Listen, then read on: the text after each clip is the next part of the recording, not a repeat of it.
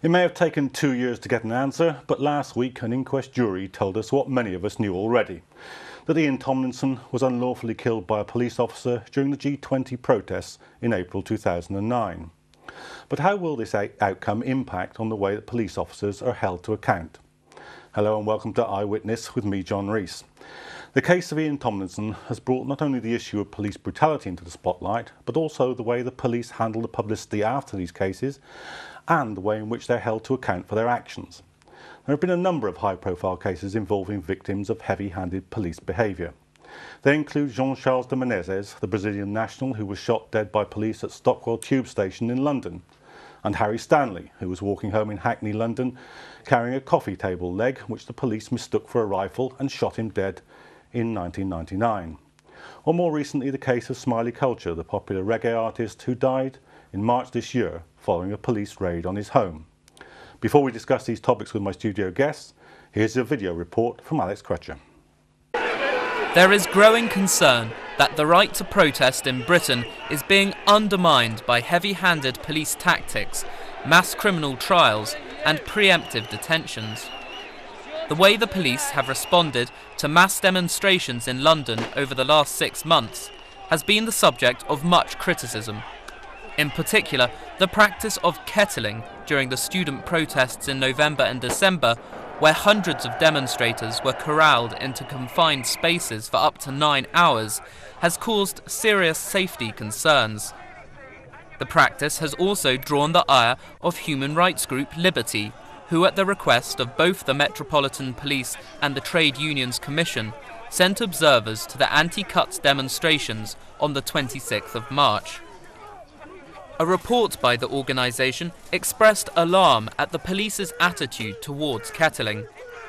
It was clear to observers on the day that the fatally flawed tactic was under near constant consideration, and there appeared to be a continual expectation that a containment would be imposed at some point.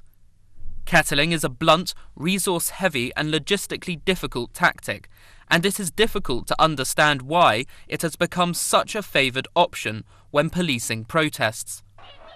The case of Ian Tomlinson, who died from internal bleeding after being pushed to the ground by a police officer at the G20 protests in 2009, has also continued to provoke intense debate about the deteriorating relationship between the police and the public. The transparency of internal disciplinary procedures, including the role of the Independent Police Complaints Commission, has also been called into question following allegations of a cover-up.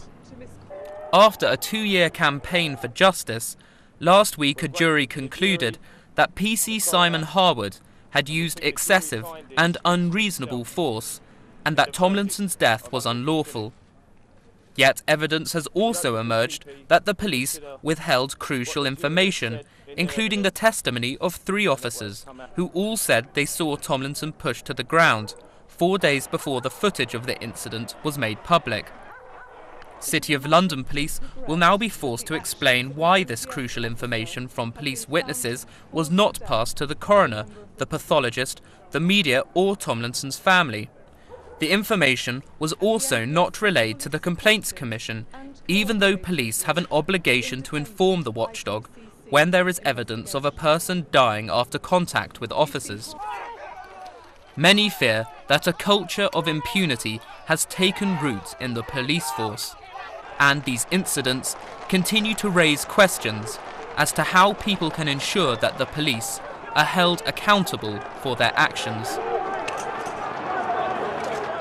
Well, to discuss the issue of police brutality and accountability, I'm joined by Dr. Nina Power, writer, journalist and senior lecturer at Roehampton University. I'm also joined by Merlin Emanuel, nephew of the killed reggae artist Smiley Culture and organiser of the Justice for Smiley Culture campaign. Later on in the show, we'll also have an interview with Jodie McIntyre, a journalist and political activist. Welcome to the programme, both of you. Merlin, just describe for us what the events were that surrounded the death of Smiley and what the protest campaign is demanding. Well, Smiley was held under custody at his house on May the 15th, early in the morning, about 7 o'clock, by a police task force, a national crime task force, and he was seen by my cousin while he was being held under custody in his dressing gown. In a calm demeanour, he said flippantly to my cousin, "I don't know what's going on." My cousin then went to drop her daughter to school, and when she returned back to Smiley's home, he was dead. The place was locked off, and since then, of course, the family, we've heard some versions of what happened via the media, via the tabloids, but nothing official from the police themselves. So what we've done is we have set up a campaign for justice for Smiley culture. We've marched since then, and basically our objective is to get to the bottom of what happened. We've yet to be given an official statement from the police as to what's happened. We do feel that since Smiley died under their custody, that they should have at least been forthcoming with some kind of condolence, as they had a duty of care at very least to keep him safe. So basically what we want as a family is to get to the bottom of what happened and basically find the truth. It's not very complicated from our perspective. Nina, I mean, this case is part of a wider pattern, perhaps a change in policing in recent years. Do you see it that way? Where would you mark this change from? Yeah, I think so. I mean, I think at least since the Gaza protests in 2009 and the student occupations and the student protests, I think we've seen like a clear kind of escalation in what the police think they can get away with, the way they can treat protesters, almost a kind of indifference to the public opinion of the police, which I think has also deteriorated massively in recent months, where, you know, people were sitting at home have seen footage of, you know, very young kids being kettled for hours. They've heard stories about the way in which students have been really seriously hurt. That, you know, there's growing awareness, I think, about the number of deaths in police custody, which is shocking. I don't know if it's really a change in strategy so much as an escalation, and hopefully a concomitant public awareness and suspicion of the police, precisely for the, you know, the way in which they've kind of systematically abused their position and treated people with absolute disrespect and violence. Merlin, I mean, this is part of a long pattern, and it's part of a long pattern in the black community. But and you've had some very, very large protests and meetings, I know, over this issue. Do you feel that this is part of a wider pattern in which the Ian Tomlinson killing fits? Oh, certainly it is part of a wider pattern, and you'd see if you look back through history that there's a number of people that have died under police custody. Approximately one a week in the last decade, over 400 in the last 10 years. And this is black, white, and in between, of course. And I always have said that injustice is colourblind.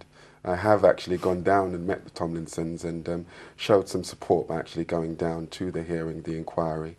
And this is a problem that faces all those who seek equality and justice for all. It's not, I wouldn't isolate it as an ethnic problem or concern. I think it's a problem for the people, and as such, we the people must stand together in solidarity to fight against this injustice. Nina, I mean, that probably, if we look back, you know, Merlin's got a point. If we look back historically, probably the two groups that have suffered most are on the one hand members of the black and Asian community, and on the other hand political protesters. No matter what. I mean, if we think back to Blair Peach or to Kevin Gately, even the Red Lion Square and the anti-fascist demonstrations, this is quite a deep-seated and institutional problem in the society, isn't it? Yeah, I think so, and I think there's also growing recognition that, you know, there's a kind of generalised attack on people's right to protest. I think, you know, it's starting to look increasingly, the way the police talk about, you know, they need new measures, they might use water cannons, you know, all of this kind of, they keep sort of pushing, even though their kind of, their reputation is sort of sliding into the mud. They keep demanding more and more things, and I think, I mean, I'm just not really clear how they see their role, other than, you know, when they get the territorial support groups out and they just, you know, kept in riot vans all day, and then they're sort of released like wild hounds just to sort of smash protesters up, and you get this real sense. I mean, if you're on protests, especially the student protests as they sort of went on over the months, the police did seem to get increasingly violent. I mean, we saw horse charges.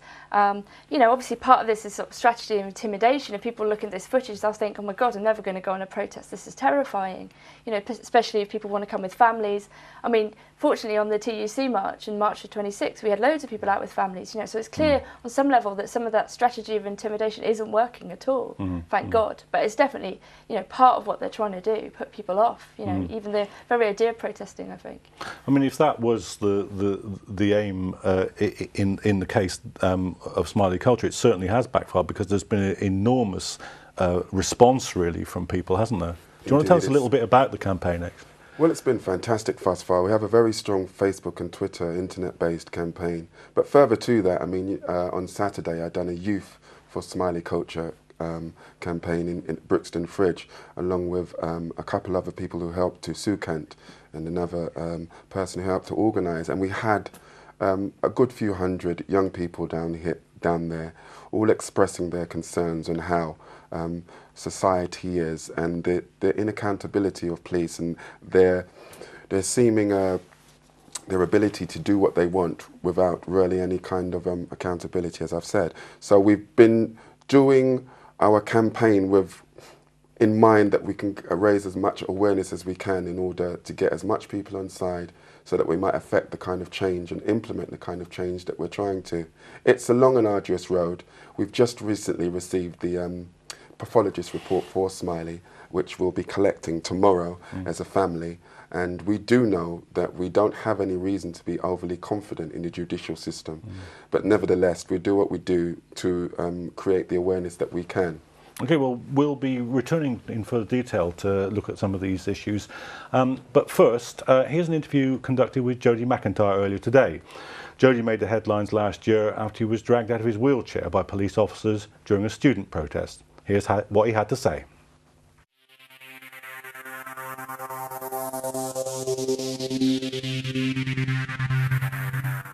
The police, acting on the behalf of the state, will do all in their power to crack down on those demonstrations.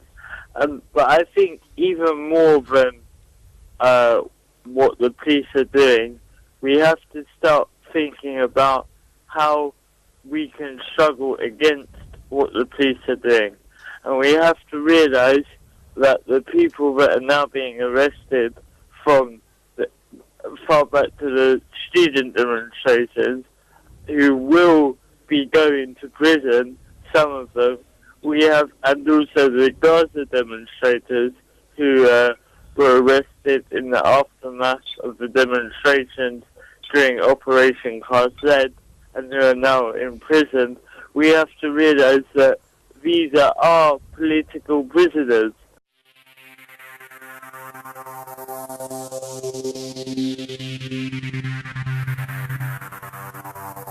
I was at the G20 demonstrations where Ian Tomlinson was killed, and in the days after that demonstration, video footage of a police officer pushing Ian Tomlinson to the floor, a man who was not even participating in the demonstration, was released.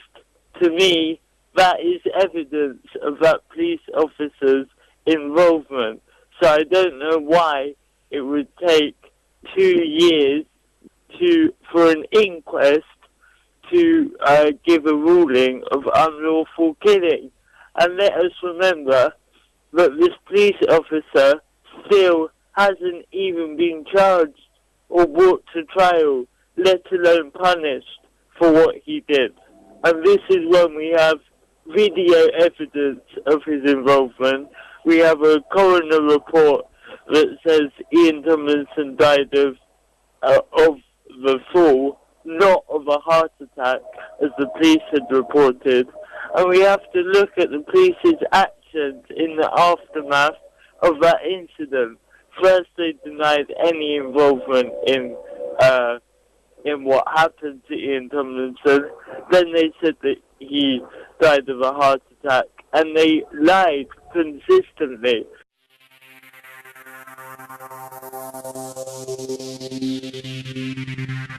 Of course it is. We have evidence that it is. Not one police officer has been charged for for one person per week dying in police custody. something not right is going on here. And when you have an institution such as the IPCC, which is meant to be independent of the police, but is in fact made up of former police officers, then you have to ask yourself, how can that institution ever make rulings that are impartial in any way? And also, in the case of Jean-Charles Mendes, and in many other cases, we have to look at how they are particularly targeting people of ethnic minorities, young people, and now particularly Muslims. In that interview, Jodie says that we have to regard the people who are now serving sentences, like the people who were arrested on the Gaza demonstrations, as political prisoners. Now, that will strike some people as a strong statement. People in this country will say, well, other countries have political prisoners, but we don't. But do you think that's an accurate description? Yeah, definitely. I think there's a great deal of political policing that's been happening. I think the sentences that were handed down to the people protesting at the Gaza protests were incredibly harsh for people who didn't have criminal records. We've got to look at this, and as Jodie says, in terms of the institutions. How does the police link up with the CPS? And how have, for example, the laws changed and become massively exacerbated? So like the charge of violent disorder, for example, which is the charge levelled at most of the protesters, including the student protesters in the recent demonstration, has been increased to a serious crime, carrying with it a maximum sentence of 5 years. And if you're sort of a 17-year-old kid or a 20-year-old kid looking at that charge, that's a very, very serious thing to be dealing with. And I think, again, it's part of this strategy of intimidation. We saw a great deal of political policing. I think we can definitely call it that in the run-up to the royal wedding, for example, when people were basically being preemptively arrested. People were using the word pre-crime to describe the police attitude, which was basically like, if you're a Republican or an anti-royalist of any kind, if you're a member of queer resistance or any kind of protest group, however kind of mild and sort of theatrical your anti-royal demonstration was going to be, that you'll just get arrested, So people being arrested in Starbucks or wearing makeup and that kind of thing, this is crazy. Yes, I mean, it does seem that this was a lot harsher policing culture, but Merlin, do you think it's the kind of obviously and bureaucracy that accompanies these cases? I mean, you said you've had no reply from the police. Do you think it's this that gives people the sensation that they're up against a system and not just an error? Well, undoubtedly so. I mean, we said, and I still maintain that power concedes nothing without demand, and I think beyond any of the obvious injustices and the questions that we'd ask about people who died under police custody, it's the protection that the police are afforded, unfair protection by the judicial process itself. And I think that's really what we need to look at in greater detail. We are currently doing an e-petition. The next march that we do on behalf of the Campaign for Justice for Smiley Culture will be to march to 10 Downing Street. We are doing an e-petition, a mandate for judicial reform as to the process and the procedure when somebody is arrested and held under custody. A few of the points are that I can remember offhand is that no member of the IPCC should have worked for the police before. Any member of the police force that has had somebody die whilst in their custody should immediately be suspended until further notice, till investigation. Also, things like if a police officer has had somebody die whilst in their custody and no witnesses present, they should take a lie detector test.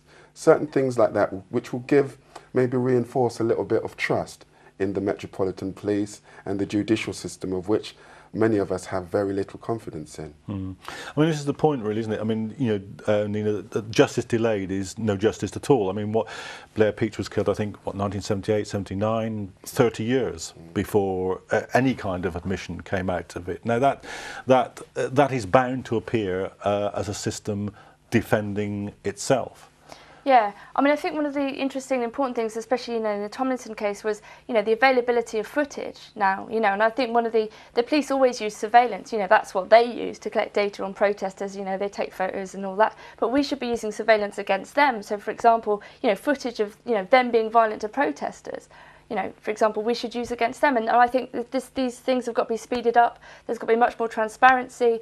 You know, for example, I think, you know, all sort of arrests and so on should be filmed and be made available if people are hurt in custody or killed in custody, you know. That's another point. That's another one of the points in the petition that we're going to do, that in future all arrests should be filmed. I mean, we have such technology these days. I mean, children, youth, we have on our phones access to that. Surely they could have some kind of device which would obviously make people feel a lot more, have a bit more trust when they're under custody. If something untoward happens whilst under custody, at least they have that as a reference instead of us, you know, with our queries and our speculations. They can say, well, this is how it went. So I think that is definitely a way forward. I mean, because they're never, like, you know, shy about using surveillance of, you know, of everyone else, you know. So why is it and of course, I mean, it did alter the balance with the Tomlinson case. If there hadn't have been that footage, there would be no prosecution, presumably. Precisely. So we have to then ask ourselves, how many similar cases have there been where there have been these kind of injustices, but because they didn't have the evidence, irrefutable evidence, at our disposal, it's been thrown out of the courts. What we have here is proven that with evidence and with a bit of resilience from the families, we can sometimes get to the bottom. But look how much they needed, you know, the footage to be so evident and compelling that there was no way that they could possibly hide. But most people are not fortunate. Unfortunately, Smiley Culture, my uncle, was in his home alone with the police, with the 4 police officers. So he is the only person who could say what happened other than the police officers, which obviously gives them an unfair and unbalanced platform. Well, thank you both for that discussion, and we'll have to move on there. But people have certainly been going to the social media websites to raise awareness about these issues, about police heavy-handedness, or simply to give their opinion on it. Here's a sample of what many people have had to say on Twitter. Is hiding important information about fellow thug officers their way of avoiding bureaucracy? The only way ordinary citizens can defend our right to protest is by continuing to protest. Good turnout at the court this morning for the 26th of March protesters. There's another Defend the Right to Protest meeting this Thursday in Euston. Kingsley Brown, Smiley Culture, Ian Tomlinson, Jean-Charles de Menezes, Blair Peach. The cops are really just a government-sponsored armed gang. Currently, we are in a very mild police state. Let's hope it doesn't get too hot. Thank you for joining us on this edition of Eyewitness. A big thank you to all our guests and for you at home for watching. To play us out this week, here's a song called License to Kill by UK rapper Loki. See you again next week. It's Fuego, baby.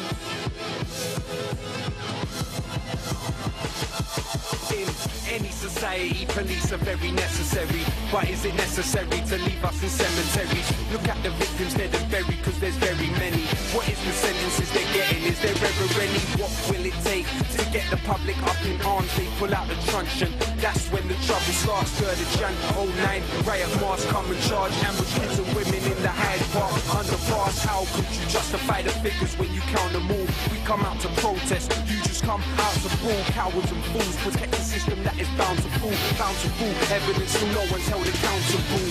Golden night, know you're right cause it's real. This is real life, they won't treat you like in the field. This one's for every innocent that died in the field. But tell me who really gave them the license to kill? Cause they will search you and they will cuff you and they will curse you. And they will choke you and they will beat you and they will hurt you. They will batter your body black, blue, brown and purple. But who gave them the license to kill? When I say we want, you say justice. We want justice. We want justice. We want justice. We want justice. We want justice. We want justice. Menezes got killed, then Dick got promoted, then hip-hop's lips locked and did what they told it. No one even said a bar, a whole chain of command responsible and not one person was ever charged. It's like we stood back, all closed our eyes, cause if you've got a badge, the laws don't apply. They tell us be patient for justice, we keep waiting. Chris Walder died on the floor of a police station.